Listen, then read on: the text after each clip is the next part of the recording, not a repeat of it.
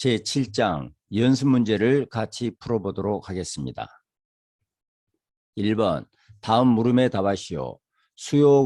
수요함수, 비용함수가 이렇게 되어 있을 때 1번 이 기업이 자기 제품의 가격을 산업평균 가격보다 높게 책정하면 판매량은 어떻게 되는가?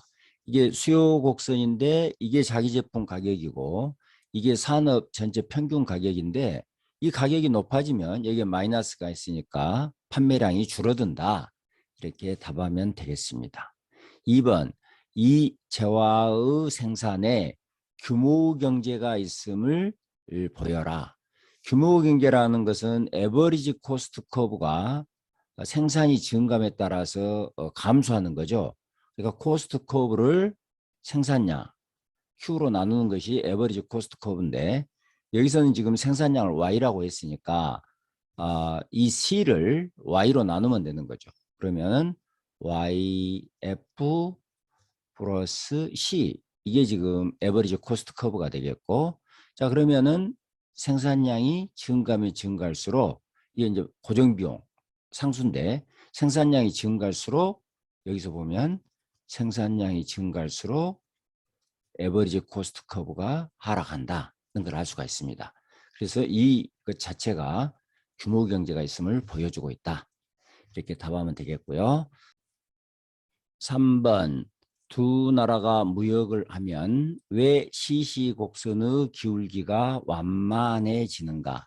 시시곡선은 우리가 교과서에서 유도했던 곡선이고 보시면 AC 이꼴 S분의 F N 플러스 C 이게 시시곡선 우리가 유도한 시시곡선이거든요. 근데 두 나라가 무역을 하게 되면 시장 규모가 커지니까 이 S가 커지는 거죠. 무역을 하면 S가 커지니까 자 보시면 이 S가 커지면 이 기울기가 이게 지금 기울기거든요. S가 커지면 기울기가 완만해지게 되겠습니다. 작아지니까 이렇게 답하면 되겠고요. 4번 무역으로 시시곡선이 이동하면 P와 N은 폐쇄 경제와 비교하여 어떻게 변하는가? 그림을 그려보면 시시곡선은 이렇게 생겼고 지금 PP 곡선은 이렇게 생겼는데 무역을 하게 되면 이 시시곡선이 완만해진 거죠. 원래 시시곡선이 이렇게 생겼다 그러고 그림을 편하게 그려서 이렇게 완만해졌다고 하시죠. 그러면은 균형점이 이 1번에서 2번으로 가게 되니까 이게 N이고 이게 P니까 P는 적어지고 가격은 떨어지는 거죠. N은 증가하고 제품의 다양성은 증가하고 이렇게 답하면 되겠습니다. 5번 산업 전체의 판매량 S가 동일하고 고정비용이 높아지면 고정비용이 F거든요.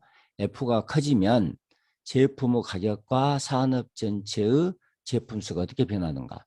자 여기 이 시시곡선을 보시면 이게 지금 시시곡선이잖아요. 이 시시곡선 보시면 F가 커지면 어떻게 되겠습니까? 이 F가 커지면 이 시시곡선이 기울기가 커지는 거죠. 경사지게 되는 거죠. 자, 이 그림에서 보면 원래의 여기가 여기였다 그러고 F가 커지면 이 시시곡선이 이쪽으로 이동하게 되니까 2번에서 1번으로 이동하게 되니까 가격은 올라가게 될 것이고 제품의 다양성은 감소하게 될 것이다. 이렇게 답하면 되겠습니다. 자, 그러시고 2번 무역 농산품은 동질적인 노동집약제이고 공산품은 차별화된 자본집약제라고 하자. A국은 노동풍부국이고 B국은 자본풍부국이다. 두 국가의 무역 패턴을 설명하라. 이것은 우리 교과서에 있는 형태로 이렇게 생각해 보시면 되겠습니다. A국이 있는데 A국은 노동이 풍부한 나라고 또 B국이 있는데 B국은 자본이 풍부한 나라다. 이렇게 생각하시고 제품이 두 종류가 있는데 하나는 농산품이고 이건 이제 노동 집약제인 거죠. 하나는 공산품인데 이건 자본 집약제이고 차별화되어 있는 제품이다. 그러면 이건 동질적 호모지니어스한 제품이니까 노동이 풍부한 국가에서 이 제품은 수출을 하게 되겠습니다. 그래서 이 농산품은 노동 풍부국에서 수출을 하게 될 것이다. 이렇게 볼 수 있겠고 공산품은 두 나라가 다 수출과 수입을 하게 되는 거죠. 차별화되어 있으니까. 그래서 여기는 A국은 이렇게 점을 이렇게 쭉 그으면 이렇게 A국은 농산품도 수출하고 공산품도 수출하고 B국은 자본이 풍부한 국가니까 자본 집약제인 공산품만 수출하고 그래서 여기가 IIT 산업 내 무역이 이루어지고 이쪽은 농산품 수출, 공산품 수출 해서 이쪽은 핵시올인 무역이 이루어지는 영역이다. 이렇게 생각하시면 되겠습니다. 3번 자동차 산업에서 한국과 미국 간의 산업 내 무역이 이루어지고 있다. 그런데 한국은 미국에 주로 중소형 차를 수출함에 비해 미국은 한국에 중대형 차를 수출하고 있다. 동종산업 내에서도 이렇게 수출입 상품이 다른 이유는 무엇인가? 이것은 이제 대표 수요설로 설명한다는 거죠. 한국은 소득 수준이 낮으니까 중소형 차를, 미국은 한국보다는 소득 수준이 높으니까 중대형 차를 자국 내에서 주로 생산하고 타고 다녔을 것이다. 그러니까 한국은 상대적으로 이 중소형 차를 미국에 수출하게 될 것이고 미국은 주로 이 차를 생산하고 있었으니까 이 중대형 차를 한국에 수출하고 있었을 것이다. 이렇게 답할 수 있겠습니다. 근데 이제 최근의 상황을 보면 한국의 자동차 기술 수준도 높아지고 소득 수준도 높아지다 보니까 한국에서도 고급 차를 타는 소비자들이 많아졌고 그러니까 한국 현대자동차도 제네시스 같은 고급차를 많이 만들게 되고 그래서 한국에서도 미국에 중대형 차를 수출하고 미국도 이제 한국에 중대형 차나 중소형 차를 수출하는 이런 산업 내 무역이 이루어지고 있다. 이렇게 볼 수 있겠습니다. 4번 세계 전체 교역량을 보면 서로 유사한 선진국가는 무역이 50% 정도를 차지하고 있고 서로 상이한 선진국가 후진국가는 무역은 35% 정도밖에 안 된다. 이는 비교 우위론의 예측과 다르다. 왜 이런 현상이 나타나는지 설명하라. 자, 내용은 이런 겁니다. 전 세계 비교 우위론에 의하면 이 선진국과 후진국 간의 무역이 많이 이루어져야 되는데 선진국과 후진국 간의 무역은 이 정도밖에 이루어지지 않고 오히려 선진국 간의 무역이 더 많다는 거예요. 자, 그것은 전 세계적으로 핵쇼린 무역보다는 IIT 무역이 더 많다. 소득 수준이 높은 교역량이 큰 선진국과는 무역이 많이 이루어지고 그 무역들이 대부분 IIT 무역이기 때문이다. 이렇게 답할 수 있겠습니다.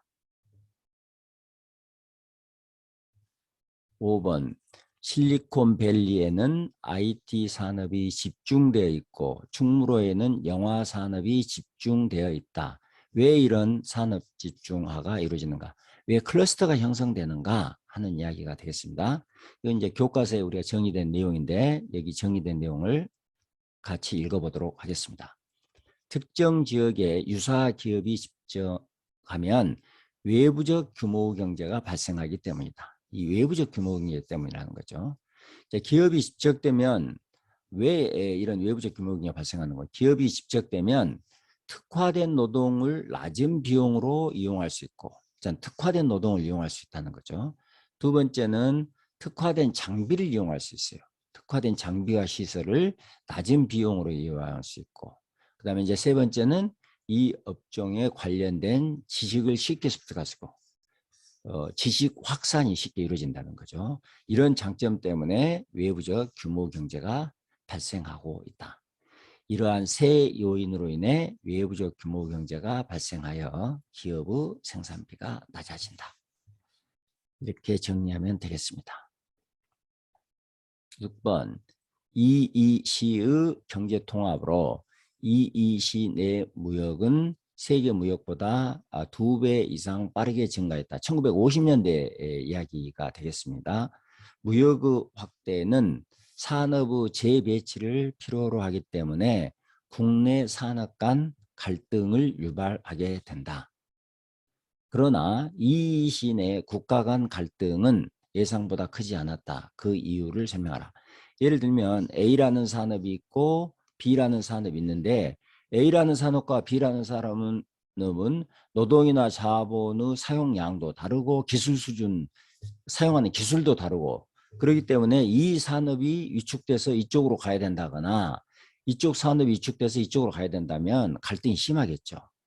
그런데 이 시 내에서는 무역량이 커져서 산업구조 변화가 있었는데도 불구하고 갈등이 적었던 것은 이 안에서 증가하고 감소하는 IIT, 여기도 또 이 안에서 증가하고 감소하는 IIT 무역이 확산되기 때문에 여기에서 이렇게 가고 여기에서 이렇게 가는 이쪽의 변화는 크지 않았다는 거죠. 이 안에서 주로 무역들이 증가하고 감소하는 IIT 무역이 컸기 때문에 갈등이 상대적으로 적었다. 이렇게 보면 되겠습니다. 정리된 내용 읽어볼까요?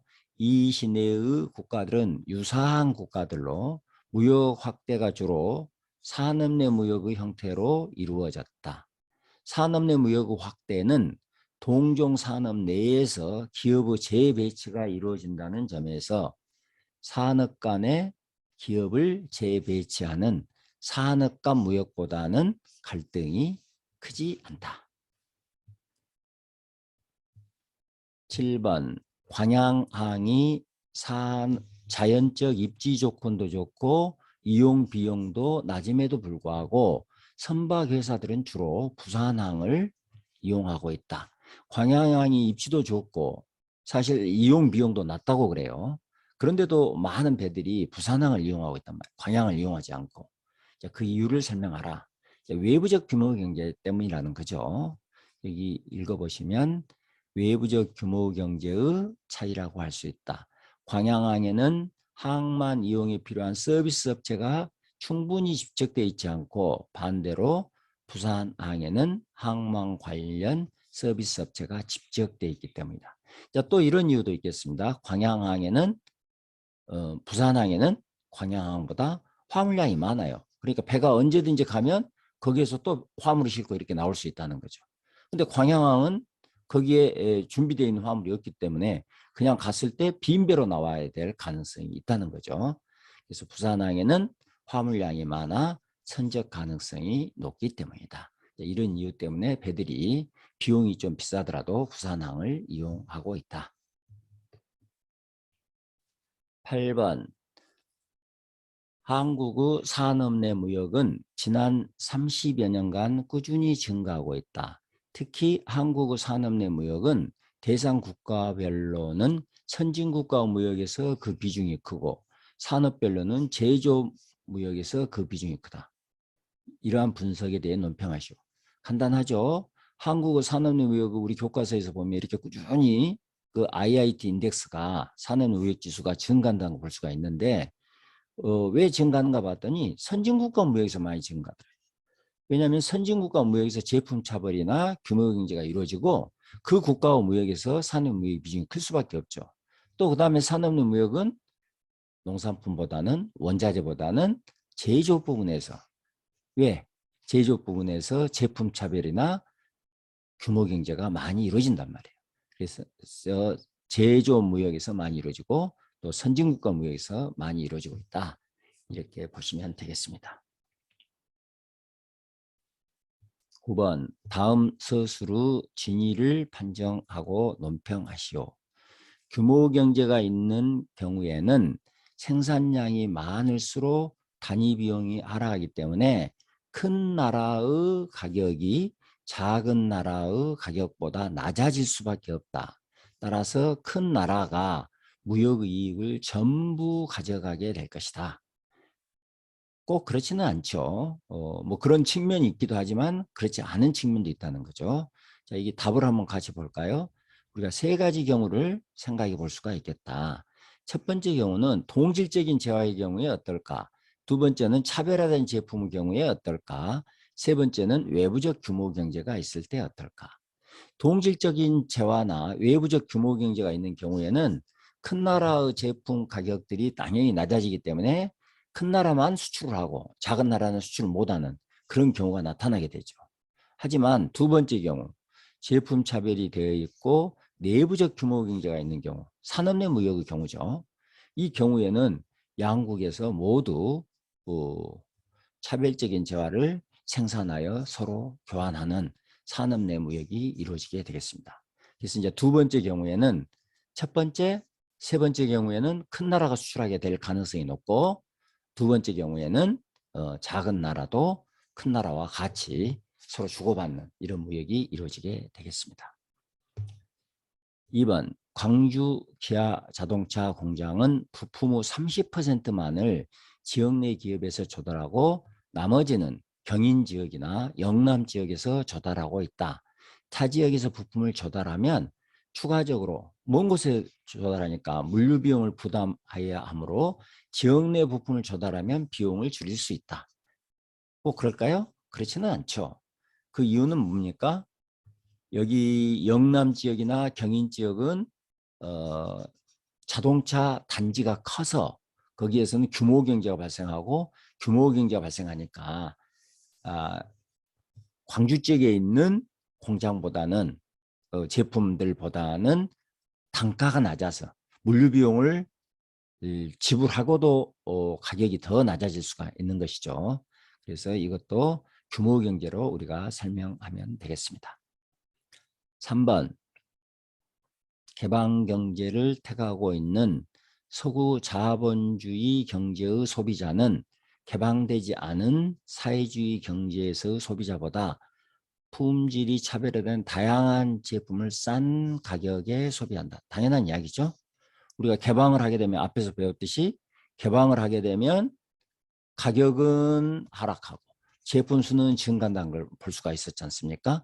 그러니까 개방 경제를 택하면 가격은 낮고 다양한 제품을 소비할 수 있게 되겠습니다. 10번 생산함수와 효용함수뿐만 아니라 요소 부존량도 서로 같은 두 국가, 쌍둥이 같은 국가가 있는 거죠. 무역 이전 두 국가는 독점적 경쟁에서 차별적 제품을 N개씩 생산하고 있다. 이 두 국가가 무역을 하면 소비자가 누리는 제품 수는 원래의 제품 수가 N이고 소비자가 누리는 제품 수인데 1보다는 크지만 2보다는 작다. 자, 그 이유는 이렇게 우리가 앞에서 우리 교과서를 여러분들이 다시 한번 읽어보시면 되겠습니다. 원래 우리가 제품 수인데 무역을 하게 되면 그 제품 수가 NC라고 했을 때 NC가 원래의 제품 수보다는 증가하게 되는 거죠.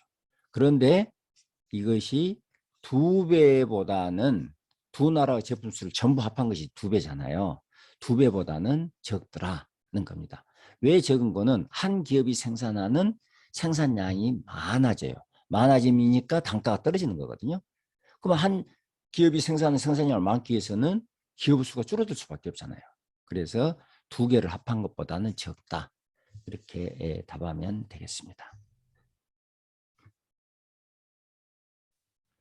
그러면 여기서 양쪽을 n으로 나누면 이런 게 되겠죠. n으로 나누면 이 조건이 충족되게 되겠습니다.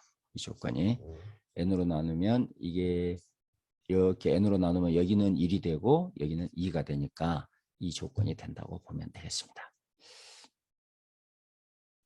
11번 2000년대에 들어와서 한국의 대중무역 비중이 대미 무역 비중을 넘어서고 있다. 한국과 중국과의 무역이 크게 늘어난 이유를 이론적으로 중력 모형이 되겠습니다. 거리가 가깝고 또 중국의 경제 규모가 커지니까 중국 경제 규모가 뭐 세계 12, 8위, 7위 이래서 세계 경제 2위가 됐으니까 경제 규모 커지니까 무역량이 증가하게 될 것이고 미국보다는 우리보다 가깝다 보니까 무역량이 증가하게 될 것이고 그래서 대중 무역 비중이 증가했다. 이렇게 답하면 되겠습니다. 소국과 대국이 무역을 하면 누가 더 이득을 얻는가? 산업내 무역의 측면에서 설명하라. 소국과 대국이 무역을 하면 누가 더 이익을 얻습니까? 소국이 더 이익이 크다 이거예요. 왜 소국이 크죠? 소국은 경제 규모가 적으니까 가격도 높고 제품 수도 적었을 텐데 이 나라는 이 나라에 비해서는 가격도 규모가 그러니까 낮고 제품 수도 더 많았을 거 아니에요? 그러니까 무역을 하게 되면 이쪽으로 수렴해 가게 되니까 작은 나라는 가격도 더 많이 알아가고 제품 수도 더 많이 증가하게 된다. 이렇게 보시면 되겠습니다. 이 정의된 내용은 여러분들이 한번 읽어보시면 되겠습니다. 13번 자유무역은 산업 전체의 생산성을 높이는 효과가 있다. 왜 그러한가? 무역을 하게 되면 수많은 기업들이 있는데 N개의 기업인데 두 나라가 무역을 하면 생산성이 낮은 기업은 도태가 되고 생산성이 높은 기업은 성장하게 되잖아요. 그중에서 그러다 보니까 그 산업 전체적으로 생산성이 높은 기업만이 남다 보니까 산업 전체적으로 생산성이 증가해 간다고 볼 수 있겠습니다. 자, 읽어볼까요? 자유무역을 하면 생산성이 높은 기업은 성장하고 생산성이 낮은 기업은 위축되거나 퇴출된다. 이로 인해 산업 전체의 생산성이 높아지게 된다. 이것도 이제 본문에 있는 내용들을 한번 여러분들이 읽어보시면 되겠습니다. 자, 이상으로 연습 문제 풀이를 모두 마치도록 하겠습니다.